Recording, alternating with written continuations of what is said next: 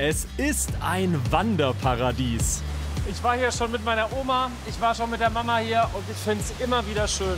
Für Spaziergänger oder sportliche Wanderer. Ich versuche gerade herauszufinden, ob eine Bergfreundin auch schnauft, aber von da vorne kommt gar nichts. Die Allgäuer Berge bieten dazu jede Gelegenheit. Und wir sind schön weit oben unterwegs.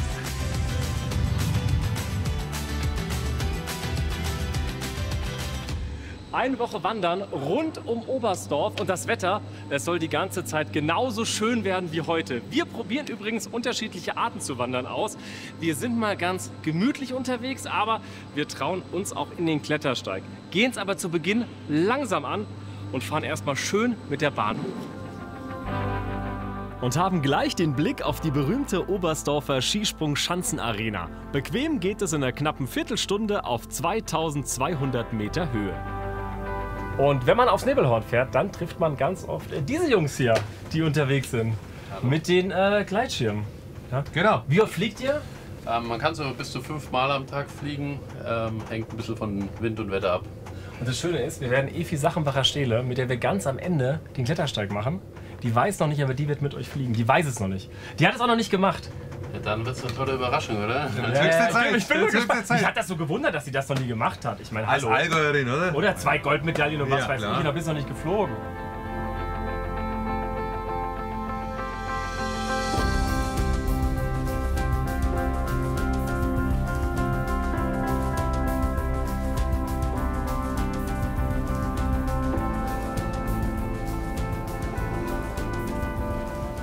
Herzlich willkommen auf dem Nebelhorn.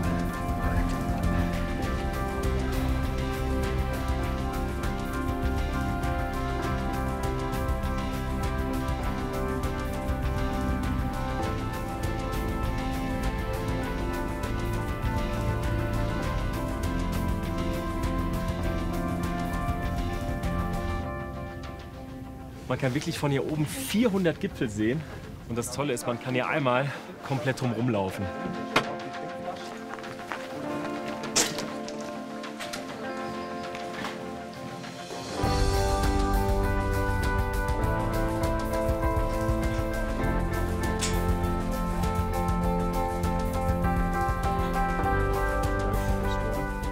Ich meine, Sie haben gerade ein paar Fotos gemacht, oder? Ja.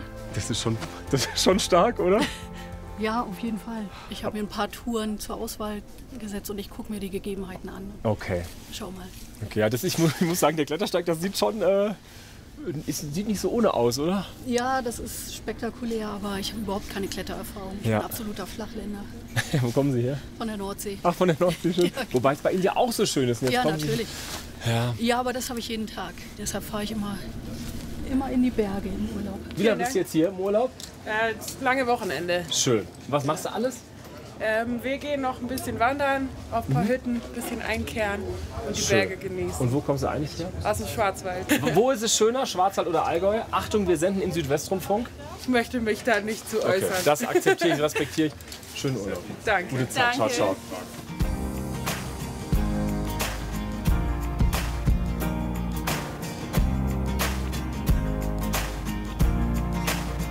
Wir besuchen heute den südlichsten Zipfel Deutschlands. Unser Ziel ist Oberstdorf. Von dort ging es gemütlich mit der Seilbahn rauf aufs Nebelhorn. Wir wandern aber auch ganz viel. Zum Beispiel rund um den malerischen Freibergsee oder hinauf zur hochgelegenen Rappenseehütte. Ein Muss ist der Besuch der spektakulären Breitachklamm. Perfekt für einen Einstieg.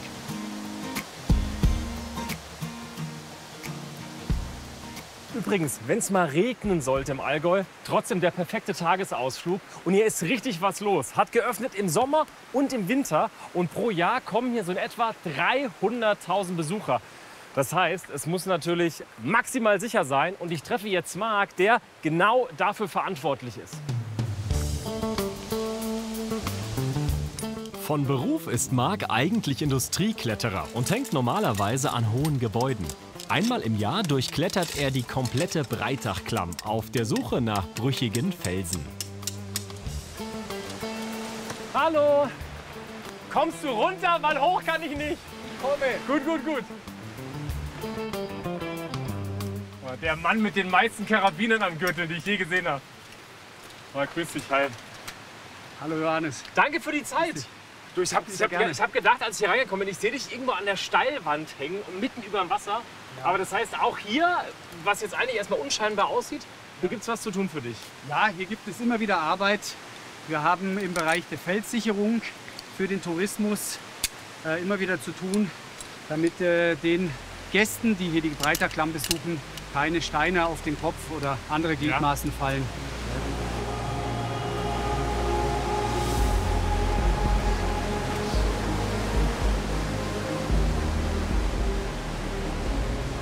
Und man sieht, jetzt wird es langsam, jetzt wird es feucht. Jetzt wird es nass, ja.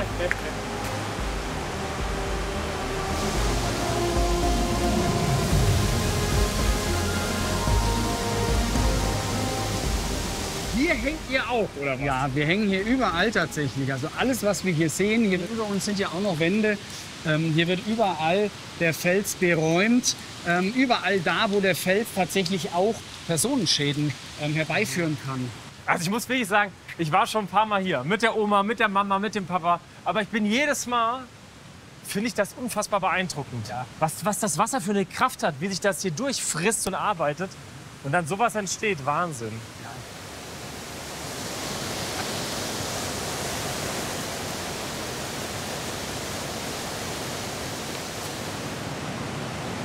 Und das ist für euch jetzt gefahrenlos. Also da kann nichts passieren, oder was? Die Steine, die sind fest. Damals sind irgendwann mal 2 Felswände kollabiert und die Steine sind halt so schön stehen geblieben. Das ist ein ganz neuralgischer Punkt hier in der Klamm. Sicherlich, wir bewegen uns in der Natur. Es gibt immer ein Restrisiko in der Natur. Aber grundsätzlich auch diese Blöcke haben wir überprüft und angeschaut. Okay. Dann bin ich beruhigt. Dann laufe ich durch. Wasser stand gemessen über der Brücke. Ja, genau. Bis hier stand das Wasser, oder was? Ja, und höher. Gell? Bis da ganz oben, 6,60 Meter. Das war am 23.08.2005. Das hier ist der Corninger Wasserfall. Im Winter bauen sich hier auch schöne Eiskaskaden auf. Und vor allem, wenn es regnet, ist es kein Problem, man wird eh nass. Das ist egal. Einfach kommen.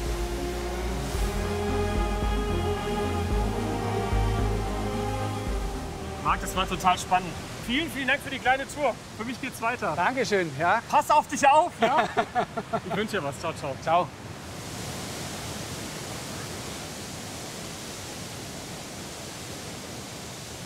So, Breitachklamm, diese Richtung. Müllers Alp in diese Richtung. Grüß Gott, hallo. Ja. Waren Sie in der Breitachklamm? Gehen wir hin, ja. Ja, Sie gehen da jetzt hin. Ja, ja. Wo kommen Sie her? Wo geht's da lang? Vom Österreich. Aus Österreich, Kleinwalzertal, oder was? Kleinwalzertal, ja. So lange will ich nicht mehr laufen. Ich will gespritzte Johannisbeersaftschorle. Eine Viertelstunde mache ich noch. Und dann ist Schluss. Oberhalb der Klamm gibt es gleich mehrere Almhütten, die zum gemütlichen Abschluss der Wanderung einladen. Ich bin der Letzte heute, oder? Wie lange haben Sie offen? 18 Uhr, oder? Ja, bis 18 Uhr. Ach, super. Ich würde eine gespritzte Johannisbeersaftschorle nehmen. Ja. Gibt es noch was zu essen oder habe ich keine Chance mehr? Brotzeiten und Kuchen haben wir. Dann nehme ich eine Brotzeit.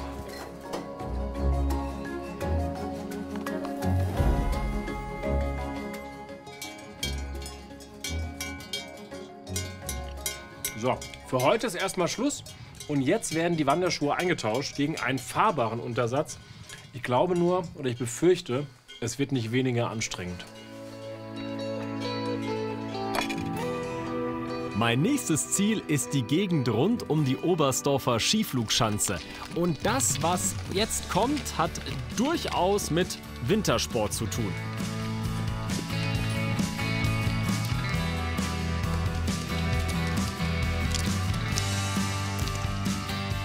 Ich habe die Schuhe, die Stöcke und das hast du mir gerade gegeben. Das Genau. sind die Skiroller oder was? Ja, das sind die Skiroller. Die sollen so ein bisschen im Sommer unsere Ski ersetzen. Legen wir erstmal beide zur Seite und fangen erstmal mit einer Trockenübung an. Jawohl. Also beim Langlaufen und beim Skirollern ist im Grunde so, ist wichtig, dass wir erstmal die Grundposition richtig einnehmen, dass wir ein gutes Gleichgewicht nachher haben. Was ist denn mit ihm? Guck mal, der zischt da einfach aus dem Wald. Wir haben keine Bremse, wir müssen also ein bisschen gucken, Wo kann ich nach der Abfahrt ausfahren, dass ich niemanden mitnehme.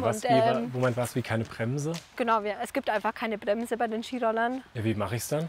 Da gibt es verschiedene Methoden, wo man so ein bisschen langsamer so abbremsen kann. Und man muss einfach arg Rücksicht nehmen auf die anderen Leute. Okay, Genau. Okay, das ist ja gut zu wissen. Ja, das ist so die Grundbewegung, die wir nachher machen. Also ich gehe mal in die Hocke und gehe hoch. Ja, genau, so Tiefbewegung zum Abdruck hochkommen. Okay.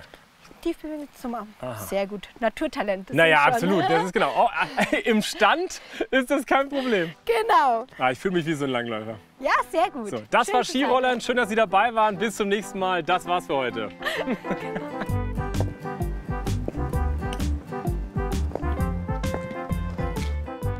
Sehr gut. Wow. Oh Gott. Hast du mich einmal gelobt, hatte ich direkt Oberwasser, hab direkt verkackt. Darf ich kurz deine Hand haben? Sowieso. Vielen Dank. Nein. Oh nein, ich höre von hinten andere Athleten. Nehmt auf mich Rücksicht! Das ist eine Frechheit, wie ich hier abgehängt werde da von der Jugend. Oh, das ist doch ein schönes Bild. Ja, das ist Romantisch.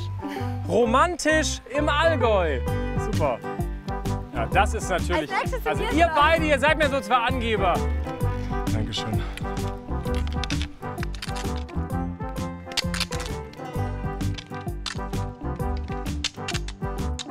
Ah! Hüftbreit, die Füße Ja, hüftbreit. ich bin mehr als hüftbreit. Ja, eben, das Problem. Ach so. Aber was ich jetzt mache oder hier ausprobiere, lerne, das kann jeder Urlauber machen.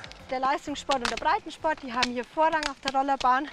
Aber es ist eine offene Sportstätte, für jeden zugänglich. Und mit Skiroller und Inliner darf man hier drauf. Ja, und man kann sich vor allem die Sachen auch ausleihen. Wenn man sich bei euch meldet, dann kann man auch mal eine Stunde buchen, oder? Ja, also da würden wir an die lokalen Skischulen verweisen, dass man sich da einfach mal meldet.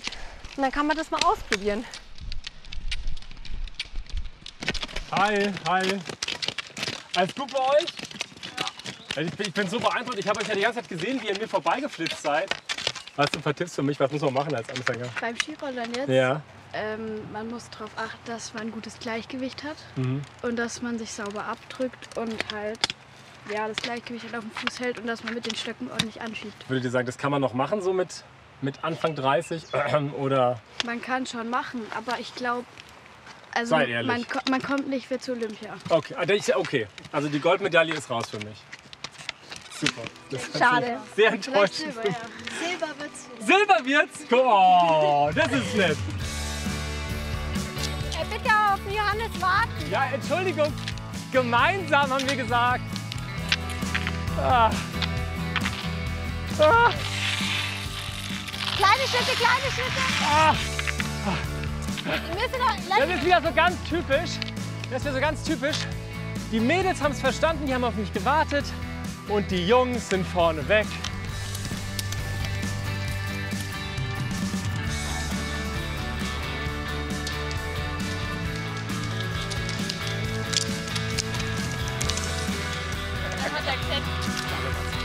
Oh, oh, oh, oh. Ja, ihr habt mich. Wie stehe ich denn auf? Warte. Ja, ich Sehr gut. Ich mache euch Platz, okay? So. Auf die Plätze. Fertig. Los! Und schon sind sie weg. Theresa, vielen, vielen Dank für die Stunde. Sehr gerne. Das hat wirklich großen Spaß gemacht. Mir auch. Aber es ist schon noch anstrengend, will ich auch ehrlich sagen. Ne? Ja, ist auf jeden Fall. So. Ja, ich rolle jetzt da langsam hinterher, leg das Equipment dahin und dann geht's für mich weiter. Und zwar nach dahinter muss ich zur Schanze.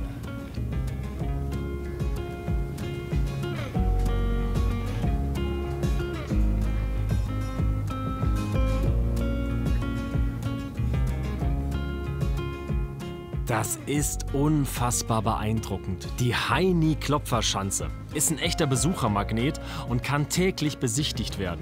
Sportlich genutzt wird sie aber nur einmal im Winter. Und dann fliegen die Skispringer mit Weiten bis zu 250 Meter. Nichts für schwache Nerven. Man kann sich gar nicht hineinversetzen, wie das ist, wenn man hier oben steht und, Das ist schon nochmal anders. und schießt da runter. Ja.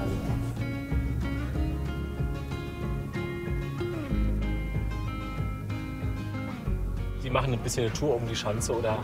Ja, heute ist unser letzter Tag. Wir sind jetzt schon seit Sonntag hier. Genau, und haben jetzt mal Wanderungen gemacht. Wir gehen jetzt noch zu dem See. Ja, der ist sehr schön.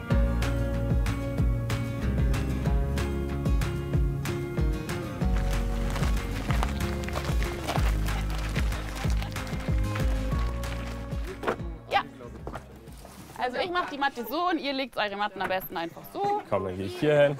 Ich habe mir überlegt, wir beginnen im Sitzen. Und dann gehst du gedanklich mal in deine Wirbelsäule und richtest dich hier einfach mal ganz geradeaus.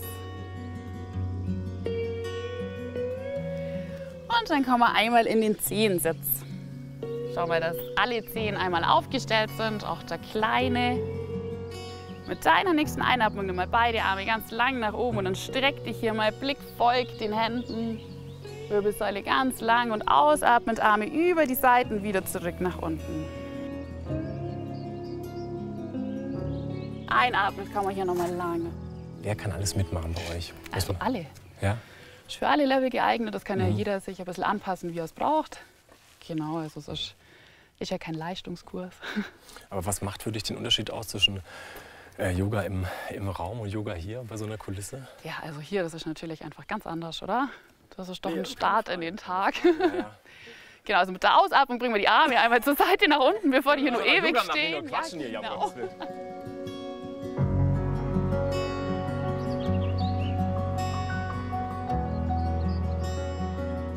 Bist du öfter dabei?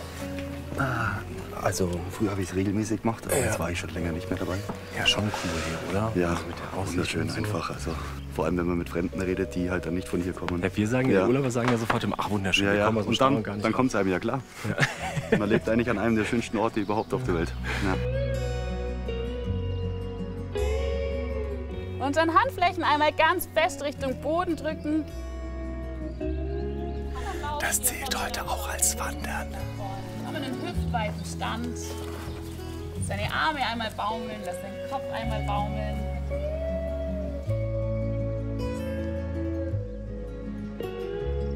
Also es ist natürlich schon auch anstrengend für mich als Anfänger, aber ich habe das Gefühl, man kann mitmachen, oder? Man muss kein Profi sein. Ne? Überhaupt gar nicht. Also ich denke, Yoga lässt sich auch super anpassen, denke ich, auf jedes Level. Ja, es gibt viele verschiedene Varianten, wie man auch jede Übung abändern kann. Von dem her, genau, kann jeder anfangen. Sollte jeder anfangen. Das war jetzt auch das erste Interview, das ich mit geschlossenen Augen geführt habe. Ja? Ja? Hast du die zu oder hast du sie offen? Ich habe sie zu. Ich habe sie auch zu. Gut, dann danke fürs Gespräch. Ja, sehr gerne. Atme nochmal tief ein und mit der nächsten Ausatmung öffne hier wieder ganz sanft deine Augen. Geht's euch gut jetzt? Ja. Ja? Ja. Schön. Wie geht's für euch jetzt alle weiter? Was steht an? Ab in den See. Ab in den See! Okay, gut. Alle sind entspannt, alle gehen in den See. Ich werde mich aufs Rad schwingen, denn wir haben eine richtig schöne Tour vor uns. 3, 2, 1, spring!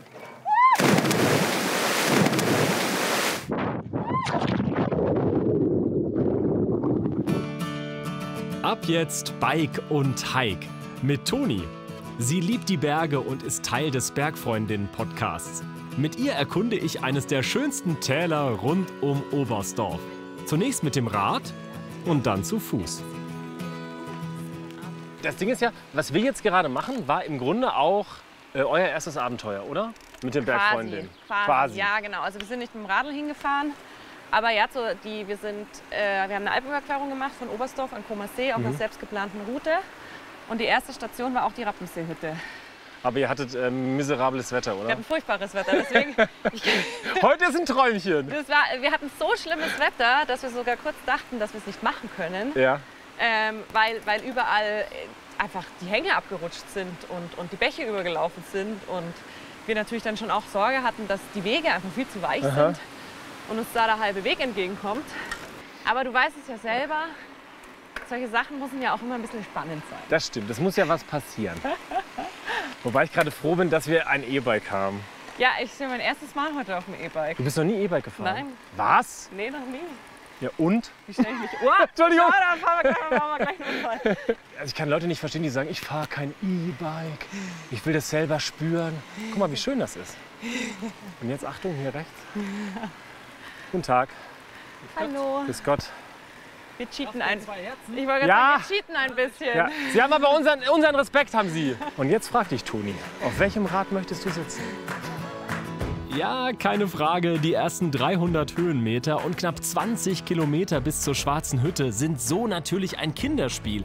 Ich fürchte, der sogenannte Eselsweg wird es nicht. 900 Höhenmeter liegen gleich vor uns bis zur Rappenseehütte. Genau. Okay, warte. Oh. So, erste Etappe geschafft. Ja, kannst noch. Ja, was soll das heißen, hallo? Ist ja unglaublich.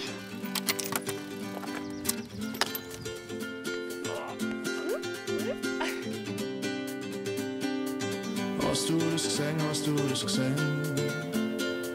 Genieß das Leben, genieß das Leben. Es ist richtig schön steil und ich versuche gerade herauszufinden, ob eine Bergfreundin auch schnauft, aber von da vorne kommt gar nichts.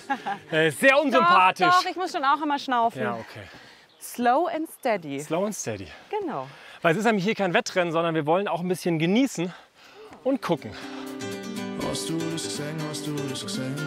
Das sind schon ein paar Höhenmeter in kurzer Zeit, oder? Ja, ich finde, man fühlt sich hier auch schon immer schon so weit nach so oben, ne? Aber es ist schon noch ein ganzes Stückchen. Genieß das Leben, genieß das Leben. Aber ist das so, dass wenn man hier aufwächst, automatisch man so eine Anziehungskraft verspürt in die Berge? Oder gab es so einen Punkt, wo du gesagt hast, ich muss da hoch? Wandern fand ich zum Beispiel super lang richtig schlimm. Wegen dieser Zipphosen. Ach so, ja, stimmt, stimmt. Dabei sind die so praktisch. Die sind praktisch, Ja. aber als Heranwachsende findet man die halt ganz furchtbar. Und dann habe ich mich da immer so ein bisschen geweigert. Und wie es dann so oft ist, ich bin dann weggezogen zum Studieren nach Bamberg. Mhm. Und wenn dann das auf einmal nicht mehr da ist, was man gewohnt ist, dann vermisst man es ja doch auf einmal. Hast du das gesehen, hast du das gesehen? Genieß das Leben, genieß das Leben. Es ist so schön, es ist so wild. Genieß das Leben, genieß das Leben.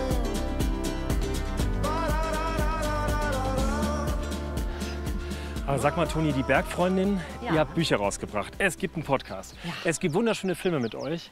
Was ist die Idee hinter Bergfreundin? Oh, das ist schwierig zu sagen bei den ganzen Sachen. Naja, wir sind entstanden aus einer Frauenberg-Community, die Munich Mountain Girls. Und die Idee war schon mal speziell ein Bergangebot für Frauen zu schaffen. Ich sage es jetzt mal ganz überspitzt. Die Hausfrau von nebenan kann Abenteuer erleben und erlebt auch Abenteuer, wenn sie ihrem Hobby nachgeht. Wir haben schon immer so eine kleine Challenge, das ist auch für uns immer anstrengend und aufregend, aber es ist immer machbar und es ist auch für, sag ich mal, den Otto-Normalberggeher, die Otto-Normalberggeherin machbar, wenn sie sich ein bisschen vorbereiten. Also es geht auch ein bisschen darum, einfach Mut zu machen, oder? Und Lust zu machen. Einfach irgendwie rauszugehen. Man muss irgendwie, also ich bin auch nicht wahnsinnig durchtrainiert und trotzdem kann man schon irgendwie Spaß haben draußen, gell? Und euer letztes großes Abenteuer, da wart ihr auf dem Balkan. Auf dem Balkan unterwegs, gell? Ja, das war toll. Also wir hatten da so ein bisschen mal in uns reingehört, was so vielleicht eine kleine Sehnsucht und ein kleiner Traum ist, den wir alle haben. Und dann haben wir relativ schnell gemerkt, dass wir ganz gerne mal eigentlich in eine Bergregion gehen würden, die so ein bisschen wilder, die so ein bisschen unberührter ist. Und so sind wir dann eben auf den Heißgardos Trail, das ist ein Fernwanderweg, durch Kosovo, Nordmazedonien und Albanien gestoßen und waren da dann mit Zelt und Kocher unterwegs. Es ist so schön, es ist so wild. Genieß das Leben, genieß das Leben.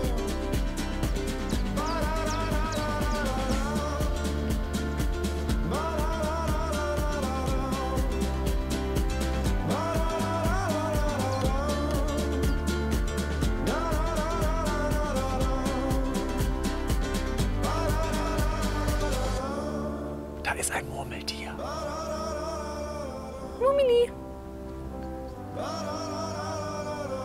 Das wissen viele nicht, aber Toni spricht die Sprache der Murmeltiere. Das lernt man im Allgäu in der Ja, Grundschule. das ist 6., 7. Klasse, da muss man sich entscheiden. Latein oder Murmeltiersprache? Kannst du mal deine Hand da reinstecken, dass es rauskommt, bitte, für den Film. Bestimmt gibt es bei denen auch Tollwut, oder? Hast du das gesehen, hast du das gesehen? Genieß das Leben, genieß das Geschafft, da ist sie, die Rappenseehütte, auf 2091 Meter Höhe. Da ist aber richtig was los, oder? Ja. Wie viele Betten haben Sie? 300 oder so, gell? Ja, über 300, glaube ich.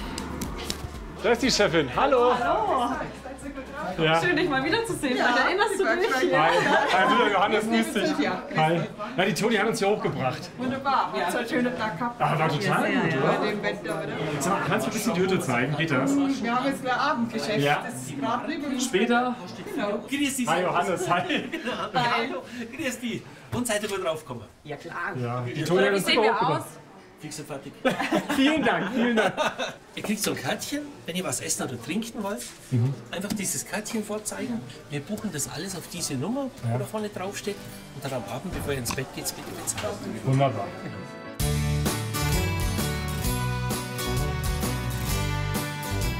Während sich Bergfreundin Toni gleich wieder ins Tal stürzt, werde ich hier die Nacht verbringen. Und es gibt Regeln auf einer Hütte. Und dazu gehört Schuhe aus. Naja, es gibt halt ganz viele verschiedene Möglichkeiten hier zu übernachten. Es gibt solche Bettenlager hier. Sogar hier oben, ist ja putzig. Hier oben mit so einem Hochbett. Und die 19 habe ich. Jo. Damit hätte ich gar nicht gerechnet. Ich habe extra meinen Hüttenschlafsack mitgenommen. Aber es ist tatsächlich Bettwäsche hier. Und ich habe auch schon hier einen Schnarchnachbar, der hier eingecheckt ist. Also ich schlafe oben. Ich habe keine Ahnung, wie dieser Berg heißt, aber die Aussicht auf ihn, das ist grandios.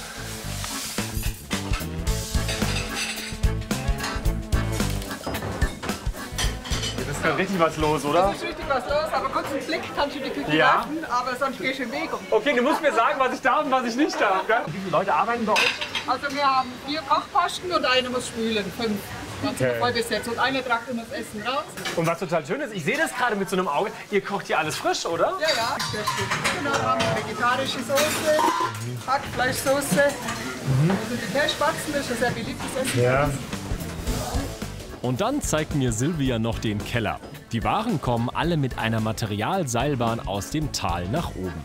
Die Tomaten, die Äpfel, gelbe Rüben, für den Salat wird alles ja immer vorbereitet. Ihr müsst das alles frisch hier immer haben, oder? Ja, genau. Chinakohl, Gurke und so weiter gibt es bei uns immer Lolo Rosso. Guck mal, das ist Leberkäse, gell? Da ist genug da. Wir haben sehr viel Eier, oder? Die Bratkartoffeln mit Spiegelei und Kaiserschmarrn braucht man immer 2 Eier für jede Portion. Da sind überall 180 Eier drin. Also wir brauchen so in der Hochsaison jeden Tag so Kiste.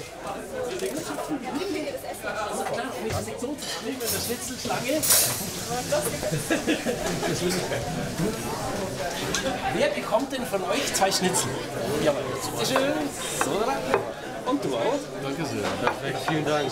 Hier ist ja bei euch richtig Dampf, oder? Dass du so gut gelaunt entspannt bleiben kannst. Ja, ab und zu gibt es noch mal ein Schnäpschen zwischendrin. Aha, das ist ja der Zaubersaft. Ja, genau. Nein, du passt schon. Es sind nette Gäste. Ja. Wenn die halt mitmachen, funktioniert es. Weil sonst mit dieser Masse von Leuten, da musst du zusammenschaffen. Würdest du sagen, dass sich der Urlauber, der zu euch kommt, der die Übernachtung macht, hat er sich geändert in den letzten Jahren? Bisschen andere Zielgruppe geworden? Wir haben mehr Touristen. Also früher war es für Bergsteiger, da war der Hauptpunkt war dieser Heilbrunner Weg, diese Gipfel hier. Und inzwischen ist es so, dass die Leute einfach auf die Hütte kommen und das schon als Spektakel machen. Also einfach eine Hüttenübernachtung ist dann Ziel der ganzen Sache. Jetzt kommen so Leute wie ich hier hoch. Ja.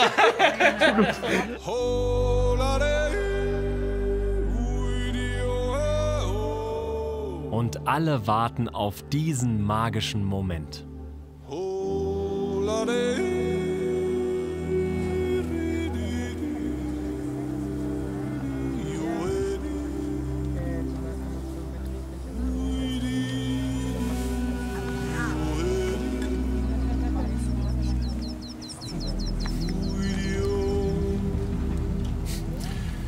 Ich glaube, sowas nennt man den perfekten Tagesabschluss.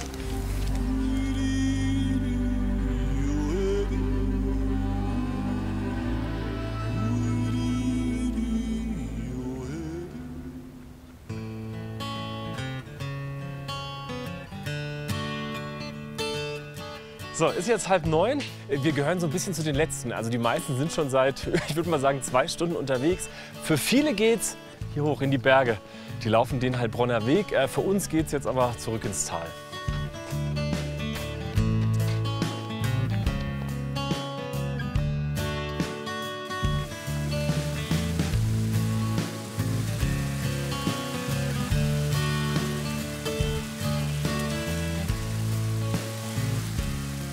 Schneefelder kommen noch. Es kommt kein Schneefeld mehr. Das ist das Erste. War schlimm? Nein, ich bin einfach nicht ganz so routiniert bei Schneefeldern, aber es ging. Ja, ich würde mal sagen, das ist halb Schnee, halb Schlamm. So, jetzt haben wir im Allgäu auch Schnee gesehen.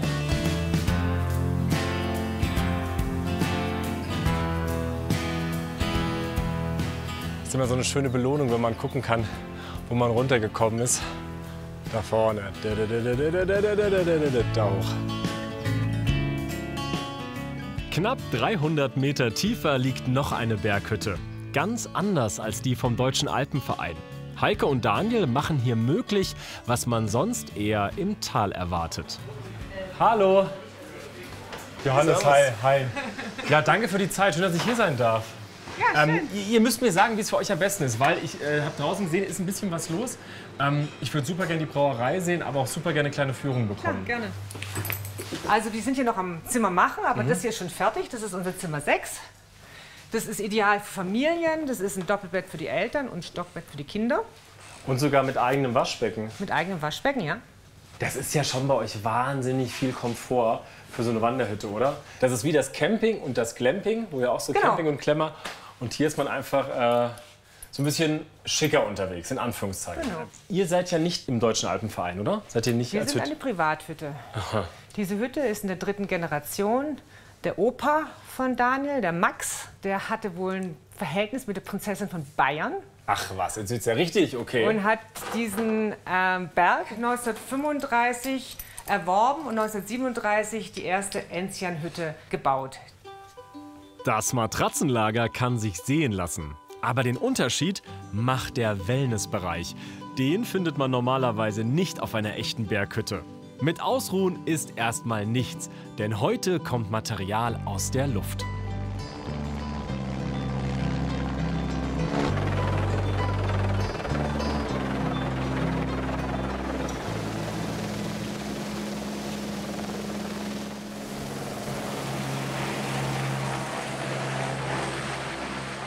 Das war ja eine schnelle Angelegenheit jetzt. Ratzfatz. Das ging ja ratzfatz. Und Daniel hat viel Erfahrung, der kennt die ganzen Zeichen, was Ja. gemacht werden muss.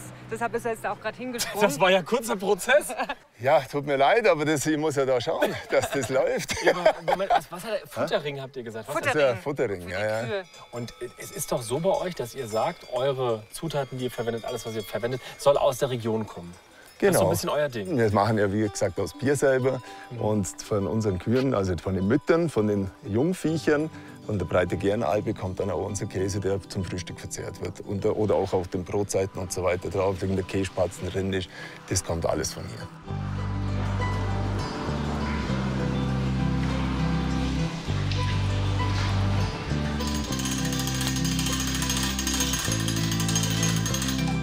Ist das jetzt schon die Maische oder? Genau, das Okay, ist jetzt gut. die Maische. Wurde jetzt schon ausgekocht. Wir haben jetzt da drin jetzt praktisch wie ein Karamalz. Zuckerwasser. Aus Zucker entsteht erfahrungsgemäß Alkohol. Und der Ring der wird jetzt praktisch geleert. Und das ist dann auch gleichzeitig das Tierfutter für die Kühe. Die kriegen ein bisschen Kraftnahrung. Gibt es irgendwelche großen Unterschiede zwischen Braun im Tal und Braun auf dem Berg? Ja, die gibt es schon. Also es ist tatsächlich so, dass jetzt gerade im Unterland, in den Großstädten, müssen die ihr Bier teilweise vorbehandeln, um eine vernünftige Härtegrad fürs Bier zu haben. Gell? Das müssen wir jetzt zum Beispiel hier oben nicht. Wir haben einen optimalen Härtegrad und es ist eine tolle Qualität, was da dabei rauskommt. Wo muss denn das hin jetzt? Jetzt kann man, ja, ich zeig dir das. Das leerst du jetzt einfach da rein. Warte, kann ich noch ein bisschen... Ah nee, ich sollte nicht weiter runter, oder? Hast du da eine bessere Technik? Also Ja, weißt du, das ist das erste Mal, dass wir das hier in den Ring einfüllen. ich dachte, du machst es jeden Tag dreimal. Nee, der Ring ist ja neu. Gell? Ah.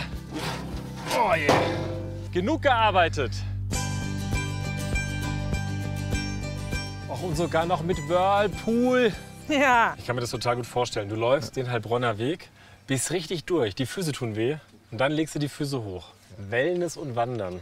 Passt zusammen. Seid ihr der Beweis dafür? Ja, das haben viele gedacht, das harmoniert hier oben nicht. Aber mal ganz ehrlich gesagt, so eine Schwitzhütte, die gibt es seit 2000 Jahren. Ja. Oder vielleicht länger. Ja, absolut. Also von dem her gesehen ist das nichts Modernes. Das ist eigentlich was die Leute schon immer betrieben haben. Aber du brauchst halt einen, der es auch umsetzt, gell? Du brauchst halt einen, der es macht. Klar. Danke für eure Zeit. Ja, kein Problem. Gerne. So. Zum Schluss geht's zurück aufs Nebelhorn. Hier wartet eine besondere Herausforderung auf mich und auf Greta und Mina. Hollahi, hollaho, wir gehen jetzt in Klettersteig. Hollahi, ho. Das Wetter ist traumhaft, die Stimmung ist großartig. Mal sehen, ob das so bleibt. Die zweifache Olympiasiegerin Evi Sachenbacher-Stehle und ihr Mann Johannes sind regelmäßig mit den beiden Töchtern in den Bergen. Evi, wo ist der Einstieg? Da vorne geht's gleich los. Siehst du, da wo die ersten Leute Ach so, laufen. gut, Da. geht direkt nach oben, alles Geht klar. direkt hoch. Ich habe mir sagen lassen, von hier kann man irgendwie 400 Gipfel sehen. Ist das so, oder? Ja, schau mal, du siehst ja so viele Spitzen da. Kannst du mir grob erklären, wo was ist? Oh nein, die Frage wird rausgeschnitten, habe ich nie gefragt. Habe ich nie gefragt. Da bin ich echt immer die Allerschlechteste. Ich weiß, wer ist der Der Papa. Der Papa konnte es. Nein, da der Grasbewachsene, da drüben ist der Höfatz. Ja. Und der große ist der Hochvogel. Und daneben der kleinere, das ist die Fuchsspitze. Also Evi, Johannes, schön, dass ihr hier wart. Ihr könnt gehen. Die Mädels übernehmen das jetzt, gell? Super.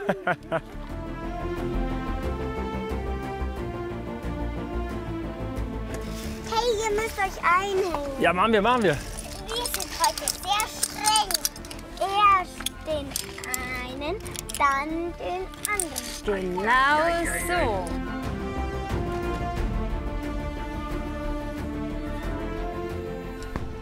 Nach was riecht's in der Villa Kunterbund? Nach was riecht's in der Villa Kunterbund? Nach Pippi. Der ist gut, der ist gut. Und von hier aus geht's jetzt einmal schön den Grat entlang. Himmelsleiter! Ich bekomme ein bisschen weiche Knie und die Mädels haben richtig gute Laune und die Evi lacht. Oh Mann.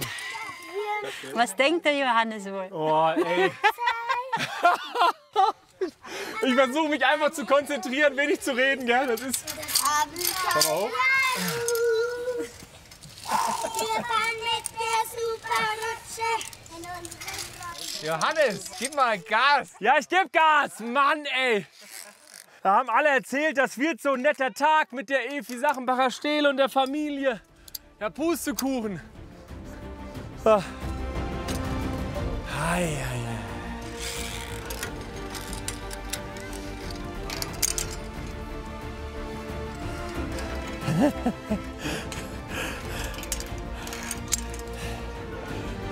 Aber hast du noch so ein Gefühl von Anspannung, wenn du hier bist, oder? Nee, also da, das ist jetzt ja wirklich ein relativ leichter Klettersteig und da geht's schon. Also wenn es dann schwieriger wird, dann auch, ja, aber so, da ist es okay. Okay. Aber sonst würde ich es, glaube ich, auch nicht mit den Kindern machen. Aber Evi, wie darf ich mir denn aktuell so den Alltag vorstellen bei der Familie Sachenbacher-Stehle? Also wir haben hier 2 Ferienwohnungen bei uns. Ja. Dann mache ich ja ganz viel Social Media mittlerweile. Und auch sehr lustig. Das ist echt toll.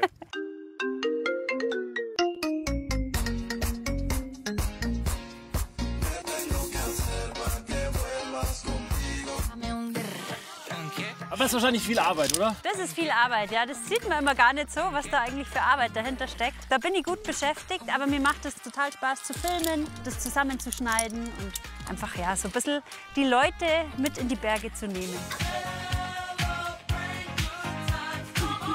Euer Hund heißt? Friedel. Der Friedel. Der hatte Geburtstag, oder? Gestern. Wie alt ist er geworden? 5. Na, guck an. Und in 100 Jahren 24. Ach, ist das so?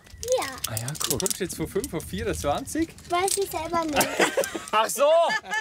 Ich habe das wie jeder gute Journalist einfach nicht hinterfragt. Einfach geglaubt. Und Hannes, du bist noch in der Bergschule, oder? Skischule. Ja. Die war letzten Winter tatsächlich relativ viel draußen auf der Piste. Ist auch wieder schön. Ja. Macht Spaß und ich meine, die Mädels sind sehr, sehr oft da oben beim Skifahren.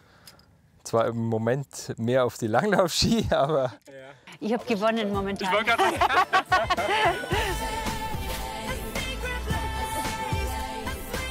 Aber Evi, es ist bei dir doch schon noch so, du bist schon noch unterwegs und sprichst noch mal über deine Karriere und wie man sowas auch meistert, oder? Ja, doch. Also ich bin immer mal wieder mit Touristen oder mit Gästen da im Allgäu unterwegs. Das ist aber richtig machen wir erst cool. ein paar Tage Langlaufkurs und dann noch so ein bisschen mit Schießen und Biathlon. Und Nimmst du deine Medaillen mit? Dass die gucken dürfen oder nee? wenn Sie fragen, ja. Wenn sie fragen, ja. Unser erster kleiner Gipfel. Juhu, geschafft! Super gemacht! Und Evi, wie hoch sind wir? Wir sind auf jeden Fall über 2200 Ach, Meter. schön. Hey, vielen Dank, dass ihr mitgekommen seid. Voll gut. Danke, Hannes, dass du uns Dankeschön. mitgenommen hast. Ja, hallo, ich brauchte doch Profis an meiner Seite. Wir steigen hier aus. Ab jetzt wird der Klettersteig etwas anspruchsvoller. Aber das ist, muss man ja auch sagen, das ist echt ein kleiner Abschnitt. Wer alles machen will, der braucht, wie lange braucht er? Was würdest du sagen für den kompletten Klettersteig? Hinterweg 5-6 Stunden. Ui. Die Sache ist, jetzt sind wir ja irgendwo auf dem Nebelhorn. Wir müssen natürlich wieder runter. Und das machen wir mit einer Variante, das hat selbst die Evi noch nicht gemacht. Das probieren wir aus. Sieht gut. Probieren wir aus, ja. Ich weiß noch nicht, ob das gut wird.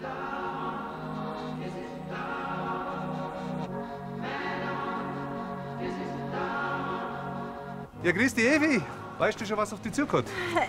Noch nicht ganz. Ich Nicht weiß ganz? das Gefühl noch nicht, aber ich weiß, was wir machen. Okay, ja, das ist ja wunderbar. Ich bin gespannt. Also du nimmst Evi mit, ja? Ich nehme die Evi mit. Evi, genau. viel Spaß. Ja, wir Viel sehen Spaß, uns unten. Das Ding ist, ich habe mir natürlich extra jemanden aus Baden-Württemberg ausgesucht. Der Mann aus Karlsruhe. Ja, ganz So. ursprünglich. Wie viele Flüge hast du denn schon? Ich habe mal noch nie so wirklich angefangen zu zählen, aber so hochgerechnet vielleicht 8.000 bis 10.000 oder so. 8.000 bis 10.000. Ja, das ist schon Ganz kurz, ganz kurz. Wir haben 8.000 bis 10.000 Flüge. Wie viel hast du? Der dritte heute. Ja, so knapp 10.000. Tandemflüge. Das Nebelhorn gilt als Paragliding-Hotspot im Allgäu. Der Flug ins Tal dauert je nach Thermik etwa 20 Minuten. Ja, geh schon mal in die Hocke. Merkst du eigentlich schon wieder reinrutscht, den Sitz und wieder hoch und schon bis im Kreuz. Da hebst Okay. du mich nicht, oder wie? I've seen places burn and it's like fire. It's in the air that I breathe and the waters I swim instead of concrete. Und es gibt Gas. Komm, laufen, laufen, schneller laufen. Okay, und jetzt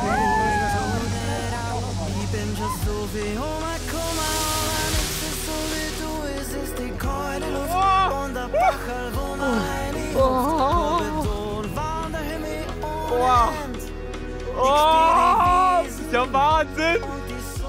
Ich mach mir in die Hose, ey. Da vorne fliegt unsere Evi.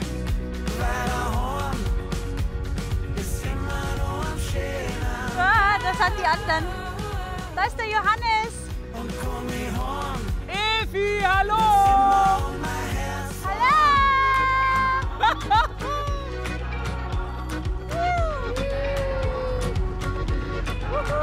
Wow. Du musst gleich.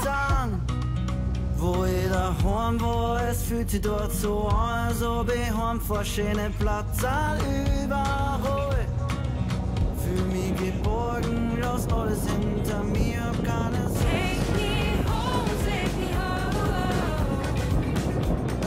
Wir landen! Oh, die Visa!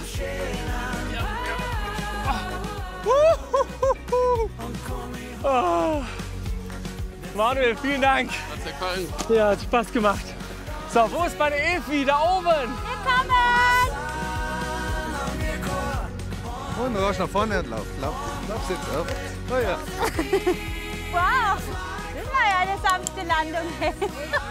Und dann hat uns Oberstdorf wieder. Warte mal. Na? Na? Alles gut? Alles gut. Wie war's? Mega war's. Hat War Spaß richtig gemacht? gut. Hat voll Spaß gemacht. Oh, ich hatte eine wunderbare Zeit im Allgäu. Es hat großen Spaß gemacht. Ich finde ja, das Allgäu, es ist so vielfältig. Du kannst entspannt wandern gehen, du kannst Action haben. Du kannst in die Berge gehen, du kannst die an See legen, du kannst Paragliden. Ja. Du kannst in Eichhörnchenwald gehen. Es gibt unendlich viele Möglichkeiten. Oh. Auf irgendeiner Alpe hocken und ein Bier trinken. Es gibt so viele Einfach Möglichkeiten. schön Evi, danke, dass du dabei warst. Vielen, vielen Dank. Danke, dass Sie dabei waren. Bis zum nächsten Mal. Tschüss, macht's gut, ciao, ciao. Oh.